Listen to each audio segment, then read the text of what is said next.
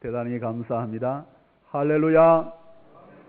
주님께서 우리의 구원을 위하여 예루살렘 성에 입성하셨습니다. 주님의 고난당하심을 깊이 묵상하는 경건에 이르는 한 주간이 되기를 원합니다.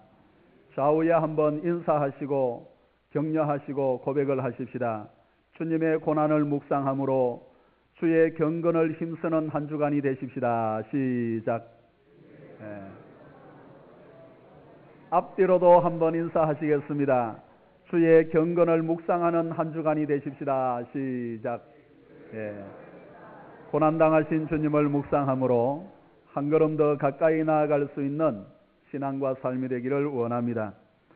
성경 전체에서 성찬 예식에 대하여 대표적으로 주신 말씀은 누가복음 22장과 오늘 본문의 말씀입니다.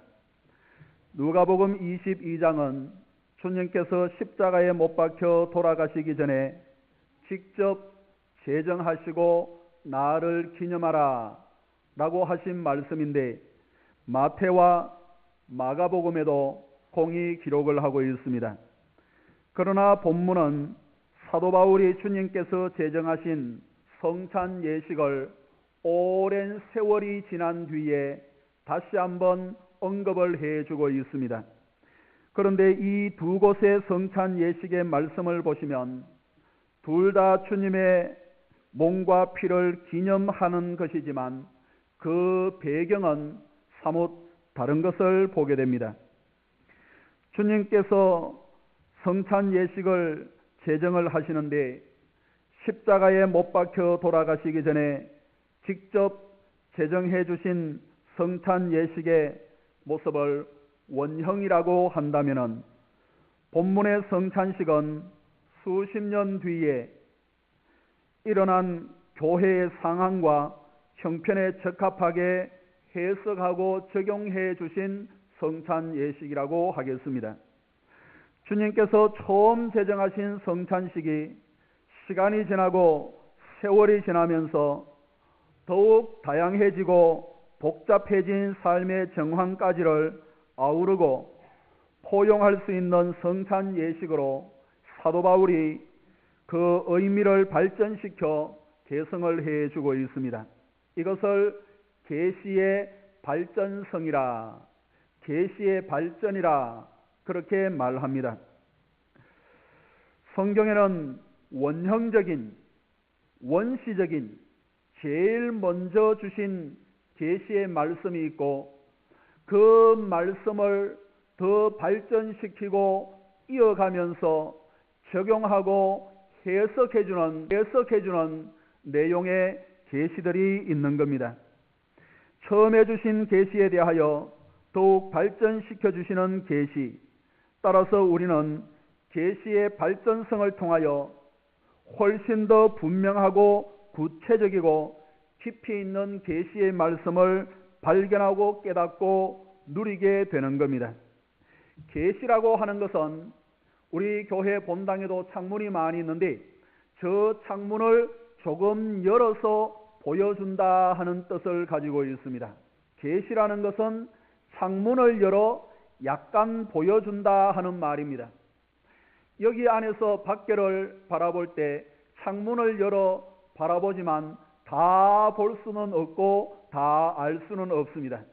하나님께서 우리 인생의 죄 문제를 해결하고 구원의 완성을 위하여 성도의 삶을 위하여 주신 말씀이 특별 계시 이 말씀인데, 세상의 모든 것이나 하나님에 대한 모든 것을 다 알 수는 없지만은 구원과 삶에 충족한 말씀을 창문을 열어 우리에게 보여주신 것이 바로 특별 계시 성경의 말씀이 되는 겁니다.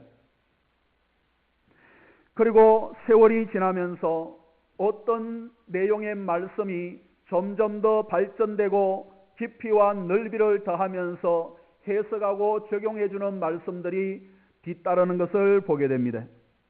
계시의 발전성에 대하여 예를 들면 여러 가지 많은 내용의 말씀들이 있습니다마는 이스라엘이 가나안에 들어가서 하나님의 자녀로 살아갈 때 규범으로 지켜야 할 십계명도 계시의 발전성을 통하여 주고 계시는 것을 보게 됩니다. 성경에 보면은 십계명에 대한 내용의 말씀이 출애굽기 20장에도 있고 신명기 5장에도 있습니다. 똑같은 내용이 1계명부터 10가지 내용들. 왜 하나님께서는 같은 내용의 말씀을 이렇게 반복하여 주시는가? 출애굽기 20장 내용의 말씀을 보시면은 이스라엘이 출애굽을 하고 난 이후에 출애굽 사건을 배경으로 해서 십계명을 허락해 주셨습니다. 무엇을 의미를 하고 있을까요? 과거 종살이하던 이스라엘이 이제는 구원받은 백성들로 자유로운 삶을 살아가게 된 하나님의 백성들로 어떻게 살아야 할 것인가를 출애굽기 20장 십계명에서 우리에게 보여주고 있습니다. 그리고 신명기 5장에는 출애굽을 한 이후에 광야의 40년 생활을 지나 이제는 가나안 땅 그토록 선조로부터 430년, 지난 40년, 470년 이상 간절하게 바랐던 그 가나안을 목전에 두고 가나안에 들어가는 하나님의 자녀들로 선민으로 하나님의 나라 백성들로 어떻게 살아야 할지를 새롭게 조명을 해주고 있는 것이 신명기 5장에 나오는 10가지 계명인 것을 볼 수가 있습니다. 이렇게 성경은 계시의 발전을 기록하므로 삶의 정황 가운데, 삶의 형편 가운데 보다 넓고 깊게 펼쳐지기를 원하시는 하나님의 마음을 알아 그 뜻을 행할 수 있도록 해 주시는 겁니다. 성찬 예식 역시 마찬가지가 되겠습니다. 주님은 제자들에게 첫 번 성찬을 통하여 성찬의 의미를 완전하게 전해 주시면서 이를 기념하라 라고 말씀을 해 주셨습니다. 그리고 주님의 살과 피를 나눈 제자들로 서로 겸손히 섬길 것을 친히 제자들의 발을 씻겨 주시면서 성찬 예식을 하실 때 발을 씻겨 주시면서 겸손의 도리를 겸하여 보여주셨습니다. 그리고 본문에는 사도 바울을 통하여 교회가 설립된 이후로 교회가 성장하고 확장되면서 보다 많은 다양한 삶을 안고 있는 교회로서 성도들이 어떤 자세로 성찬 예식에 참여해야 할 것인가, 이것을 우리에게 보여주고 있는 겁니다. 바울은 오늘 본문 17절부터 마지막 34절까지 성찬식에 대하여 기록하고 있는데 몇 가지 내용을 함께 묵상해 보기를 원합니다. 첫째로 성찬 예식을 새롭게 제정해 주신 것의 배경을 보시면은 18절의 기록을 해주고 있습니다. 18절을 한번 읽어보겠습니다.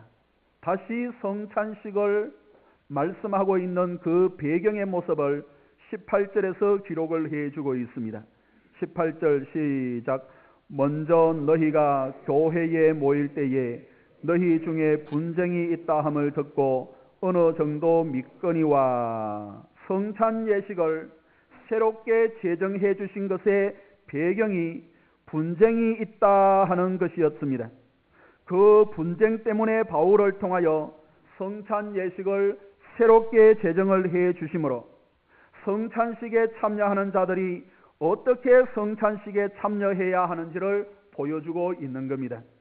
만일 고린도 교회에 이런 분쟁이 없었다고 한다면 이후에 교회에서 생겨날 많은 분쟁들을 해결할 방법과 기준이 없었을 터인데, 과거에 고린도 교회가 교회 분쟁이 있음으로 말미암아 그 해결책을 성경에 기록하게 하시고 오고 오는 모든 세대 교회들이 이 내용의 말씀을 묵상함으로 함께 하나님 앞에 나아가게 하시는 겁니다. 그렇습니다. 세상에는 온전한 교회는 하나도 없습니다. 문제없는 교회는 하나도 없습니다. 오히려 문제가 많은 곳이 교회입니다. 전도를 하다가 어떤 사람을 만났는데 그분이 하시는 말씀이 이것이에요. 교회 가니까 무서워서 다시 가지 못하겠더라. 왜 그렇습니까? 무슨 일이 있었습니까? 라고 물으니까 교회 사람들은 다 죄인이라고, 이런 죄를 지었습니다, 저런 죄를 지었습니다, 나를 불쌍히 여겨 주옵소서, 뭐 다 죄를 지었다고 하는데 그 사람들이 갑자기 벌떡 일어나서 나에게 해코지하면 어떻겠습니까? 그래서 교회 가지를 못하겠습니다. 죄가 무엇인지를 알지 못하기 때문에, 교회가 무엇인지를 알지 못하기 때문에 그렇습니다. 교회는 죄를 사함받는 것이고, 죄가 많은 곳에 은혜가 풍성하다고, 죄를 고백하는 곳에 하나님의 은혜가 임하는데 세상 사람들은 그것을 알지를 못해요.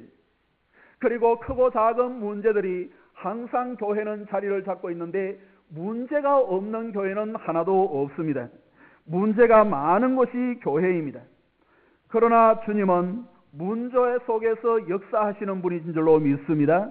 그 문제 가운데 항상 역사하시는 분이 바로 주님이시요 성령이시고, 비가 온 뒤에 땅이 굳는 것처럼 더 든든하게 굳어져 하나님 앞에 영광을 돌리게 하는 것이 바로 문제 가운데 역사하시는 하나님의 뜻이다 하는 내용입니다. 사도행전 6장의 말씀을 보시면은 초대 교회의 구제의 문제로 교회가 큰 어려움을 당하게 되었습니다. 구제와 봉사는 좋은 일이고 선한 일이고 교회가 해야 할 일들인데, 그것을 하다가 교회에 문제가 생기고 분쟁이 생기게 된 겁니다.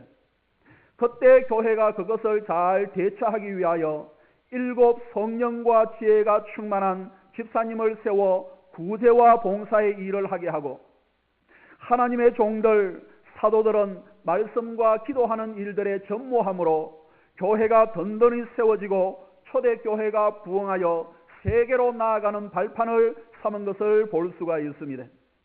이렇게 교회는 문제가 있을 때가 있는데 그 문제마다 하나님께서, 성령께서 역사하시어서 그 역사를 통하여 교회가 든든하게 세워져 가게 하시는 겁니다. 만일 초대교회에 이런 문제가 있지 않았다고 한다면 교회 조직을 어떻게 해야 할 것이고, 주의 종들의 전념해야 할 사역들이 무엇인가를, 또 교회가 이렇게 잘 해결해야 할 일들이 무엇이고 방법이 어떠한가를 어떻게 알 수가 있었겠습니까? 그러나 그 문제로 인하여 초대교회가 든든하게 서가고 땅끝까지 복음을 전하는 초석을 쌓는 것을 볼 수가 있습니다. 우리 모두 어떤 형편에 있든지, 어떤 문제 가운데 있든지 믿음으로 승리하고 믿음으로 한 걸음 한 걸음 더 주께 나아갈 수 있는 은혜가 있기를 간절히 원합니다. 둘째로 고린도 교회에 있었던 분쟁의 결과 어떻게 되었는가, 이런 내용의 말씀들을 기록을 하고 있는데, 먼저 20절의 말씀을 읽어보겠습니다. 분쟁의 결과 어떻게 되었습니까? 20절입니다. 시작. 그런즉 너희가 함께 모여서 주의 만찬을 먹을 수 없으니, 교회 분쟁이 생기니까 만찬을 함께 먹을 수 없다라고 말씀을 하고 있습니다. 만찬은 곧 예배예요. 초대교회, 과거 교회들은 예배 가운데 항상 성만찬을 거행을 했기 때문에 예배가 곧 만찬이었고 만찬이 곧 예배라고 할 수가 있겠습니다. 그런데 교회에 분쟁이 생기니까 주의 만찬에 함께 참여할 수 없으니 예배를 함께 드릴 수가 없는 거예요. 요즘도 그렇습니다. 교회 분쟁이 생기면은 어떤 사람들은 본당에, 어떤 사람들은 교육관에, 어떤 사람들은 마당에 각각 떨어져서 예배를 드리는데, 자기 예배를 하나님께서 받아주시기를 원하고 기도하지만은 사실 생명력 없는 예배가 될 수밖에 없는 거예요. 분쟁이 일어나면은 온전한 예배를 드릴 수가 없는 겁니다. 그리고 또 한 가지 27절에 보면은 내용을 말씀을 해주고 있는데 27절입니다. 같이 읽어봅니다. 시작. 그러므로 누구든지 주의 떡이나 잔을 합당하게 지 않게 먹고 마시는 자는 주의 몸과 피에 대하여 죄를 짓는 것이니라. 분쟁하여 그 결과 따로 성만찬을 하고 예배를 드리는데 그 예배를 하나님께서 기쁘게 받으시는 예배가 아니라 오히려 성만찬 가운데 죄를 짓는 것이니라 라고 말씀을 해주고 있습니다. 예배는 구원받은 성도들의 하나님께 영광 돌릴 수 있는 가장 대표적인 것이에요. 예배를 통하여 병자들이 물러가고 하나님의 영광이 임하고 하나님께서 우리에게 각양의 은혜와 은사를 허락해 주시는 너무나도 귀한 것이 바로 예배인데, 분쟁이 생기면은 그 예배를 통하여 오히려 죄를 짓느니라 라고 말씀을 하고 있습니다. 이 자리에 계시는 우리 모든 교우들, 우리의 신앙과 삶에 우리의 예배가 죄가 아니라 하나님의 은혜를 경험하는 참된 예배가 되어지기를 주의 이름으로 축원합니다. 분쟁이 일어나면 온전한 예배를 드릴 수 없을 뿐만 아니라 죄를 짓는 예배를 드리게 되는 겁니다. 예배 드리면 드릴수록 죄를 짓는 거예요. 얼마나 안타까운 일들이, 가장 귀하고 은혜의 통로고 축복이고 하나님께서 위로해 주시고 강하게 하시고 복을 허락해 주시기를 원하시는데 그 예배가 죄를 짓는 예배가 된다. 이 자리에 계시는 우리 모든 교우들은 예배 가운데 하나님을 만날지언정 죄를 범하는 예배가 되지 않기를 주의 이름으로 축복합니다. 그리고 30절에 또 한 가지 분쟁의 결과 무엇을 말씀을 해주고 있습니까? 30절 시작. 그러므로 너희 중에 약한 자와 병든 자가 많고 잠자는 자도 적지 아니하니. 분쟁이 생기면은 예배가 죄가 되기 때문에 그 결과로 30절 이하의 말씀들이 생기게 되는 거예요. 약한 자들이 많이 생긴, 영육간에 병든 자들이 많이 생기는 거예요. 그리고 잠을 자는 자도 적지 아니하니, 불신자를 가리키는 말씀이 아니, 그 죄 때문에 죽게 되는 사람들도 많이 일어난다는 거예요. 예배가 얼마나 귀한 것인데, 성찬이 얼마나 귀한 것인데, 약한 자들이 생기고 그 성찬과 예배 때문에 잠자는 자들이 생겨나게 되고 그 예배와 성찬 때문에 어려움을 당하는 병든 자들이 많이 생긴다. 우리가 예배하는 가운데 하늘의 문이 열려 하나님께서 치료하는 광서를 바라야 주시어서 우리의 병든 육신과 마음이 치료되는 은혜가 있기를 주의 이름으로 축원합니다. 예배 가운데 하나님의 치료의 광선이 임하여야 되는데 예배 가운데 오히려 병든 것과 또한 약한 자들이 일어나고 잠자게 되는 자들이 많이 일어나게 되니까 얼마나 안타까운 일들이. 우리의 예배가 하나님의 은혜 가운데 영광 돌리고 성만찬이 잘 시행되어서 복된 성만찬이 되어지기를 간절히 원합니다. 셋째로, 그렇다면 분쟁의 내용이 무엇일까요? 분쟁의 내용이 무엇이었는가? 21절을 한번 읽어봅니다. 분쟁의 내용이 무엇이었는가? 21절 시작.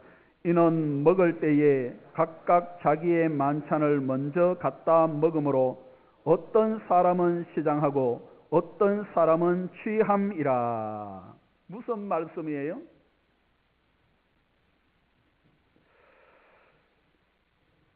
고린도 지역은 항구 도시였는데 지금의 우리 성찬식하고는 많이 다른 거예요. 요즘은 뭐 이렇게 떡도 조금, 잔도 조금 이렇게 하는데 과거에는 그렇지 않았습니다. 넓은 통에 포도주를 가득 채우고 떡 이렇게 큰 소쿠리에 떡을 담아놓고 돌아가면서 떼먹는 거예요. 근데 일찍 온 사람들이 다 먹어버렸어요. 이 항구도시 부자들도 많이 있었지만 가난한 사람들도 많이 있었습니다. 고린도 교회는 자유한 그러한 사람들도 많이 있었지만 종이나 노예나 하루하루 고달픈 일생을 살아가는 노동자들도 많이 있었던 거예요. 자연히 그곳에 교회가 세워지니까 부자들과 가난한 사람들이 함께 구성되게 되는 거예요. 그리고 자유인들도 있지만은 종들과 노예들도 상당히 함께 구성원이 되어서 교회가 세워지고 이렇게 성장을 해 나가는데, 그런데 교회에서 성찬식을 한다고 하니까 삶의 여유가 있는 사람들, 자유로운 사람들은 보다 일찍 와서 성찬식에 참여하게 되었고, 준비되어 있는 떡과 포도주를 다 먹어버린 거예요. 트름이 날 정도로, 배가 부를 정도로, 또 포도주는 알코올 농도가 있기 때문에 취할 정도로, 흔들흔들 취할 정도로, 뻘겋게 달아올 정도로. 그러나 늦게 온 사람들은 어떻게 되었습니까? 하루 종일 노동을 하면서 주인에게 시달리고 노동일에 시달리고 어깨에 무거운 짐을 진 것 같은 그런 어깨에 짐이 무거워지는 무게를 느끼는 그러한 사람들, 하루 종일 시달리다가 교회에서 성찬 예식을 한다고 하니 좀 늦게, 그렇지만은 이렇게 와 보니 떡덩어리가 하나도 없고 포도주도 한 방울도 떨어지지를 않는 거예요. 이게 한 번, 두 번, 세 번 계속해서 반복이 되니까 교회 안에서 여기서도 쑥떡쑥떡, 또 저기서도 쑥떡쑥떡, 이렇게 쑥떡쑥떡 하더니 급기야 불평으로 변하고 분쟁과 파당이 일어나게 되는 거예요. 때문에 교회는 사도 바울에게 편지를 보내었습니다. 성찬 예식을 우리가 하는데 이렇게 했더니만은 이런 결과가 났으니 어떻게 하면 좋겠습니까? 사도 바울에게 편지를 보내게 되고, 사도 바울이 그것을 하나님의 말씀으로 받아 기록을 하여 다시 고린도 교회에 전해준 것이 오늘 본문에 기록되어 있는 성찬 예식의 내용이 되겠습니다. 사랑하는 여러분, 성찬식에 참여하는 것 이상으로 서로 화합하며 사랑하며 배려하는 것이 훨씬 더 낫다는 것을 우리에게 보여주고 있습니다. 성찬 예식이 참으로 귀하고 복된 것이지만 그것을 10번하고 100번 하는 것이 중요한 것이 아니라 한 번도 성찬 예식을 하지 않는다 하더라도 위로 하나님과 화목하고 주변의 성도들과 이웃들과 사랑하는 가족들과 함께 할 수 있다고 한다면 그거는 10번에 100번의 성만찬식보다 훨씬 낫다는 것이 본문에서 말씀을 해주고 있는 내용이에요. 주님의 몸과 피는 죄로 인하여 하나님과 원수되었던 우리를 화목하게 하시는 건데, 그 화목의 피와 살을 먹고 마시는 자들이 화목하지 못하고 하나님 앞에 영광을 돌리지 못한다고 한다면 그것은 바로 죄를 짓는 것이요 은혜를 까먹는 것이요 더 나아가서 약하고 병들고 자게 되는 일들이 많이 일어난다 하는 내용이 되겠습니다. 이렇게 사도 바울의 권면을 통하여 성찬 예식을 보다 풍성하게 우리에게 제정해 주게 되는데, 22절의 말씀을 한번 읽어보겠습니다. 22절, 우리는 어떻게 해야 할 것인가? 22절 시작. 너희가 먹고 마실 집이 없느냐?